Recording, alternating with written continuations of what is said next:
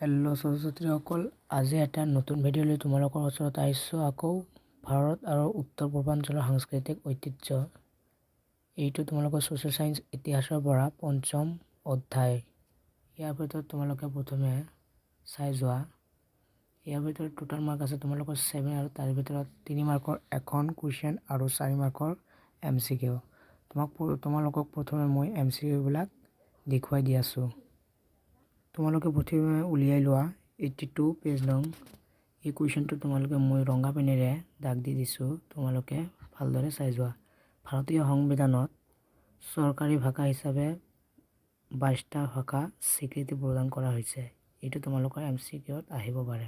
Next কুৱেশ্যনটো হ'ল তোমালোকৰ কুৱেশ্যনটো হ'ব যে যোগ দিৱস কেতিয়া পালন কৰা হয়। তোমালোকে ভালদৰে চাই যোৱা। 2015 চনত ৰাষ্ট্ৰসংঘই 21 জুন তাৰিখে আন্তঃৰাষ্ট্ৰীয় যোগ দিৱস হিচাপে ঘোষণা কৰিছে।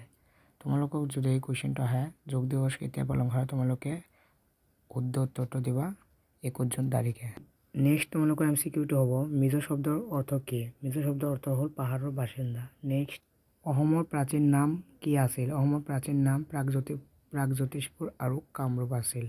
ছাত্ৰ-ছাত্ৰীসকল, তোমালোকৰ নেক্সট কুৱেশ্যনটো হ'ল কুৱেশ্যন নং 9। ভাৰতৰ নাট্যশাস্ত্ৰত কিমানটা শ্লোক আছে? ইয়াৰ শুদ্ধ উত্তৰটো হ'ব 6000টা। ছাত্ৰ-ছাত্ৰীসকল, তোমালোকে এইবিলাক চাই যাব পাৰা, নহ'লে স্ক্ৰীনশ্বট মাৰি লোৱা। তোমালোকক মই এতিয়া লং কুৱেশ্যনবিলাক দেখুৱাই দি আছোঁ।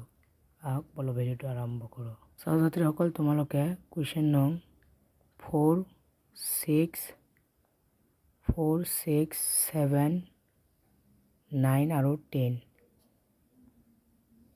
এই 5খন কুৱেশ্যনৰ ভিতৰত তোমালোকৰ 100% চিয়'ৰ HSLC 2024 চনত তোমালোকে 100% চিয়'ৰ কমন পাবা। ছাত্ৰ-ছাত্ৰীসকল, আজিৰ ভিডিঅ'টো ইয়াৰ পৰা সমাপ্ত কৰিলোঁ। যদি ভিডিঅ'টো ভাল লাগে তেন্তে লাইক কৰক, কমেণ্ট কৰক আৰু বন্ধু বান্ধৱীৰ ওচৰলৈ বেছিকৈ শ্বেয়াৰ কৰক।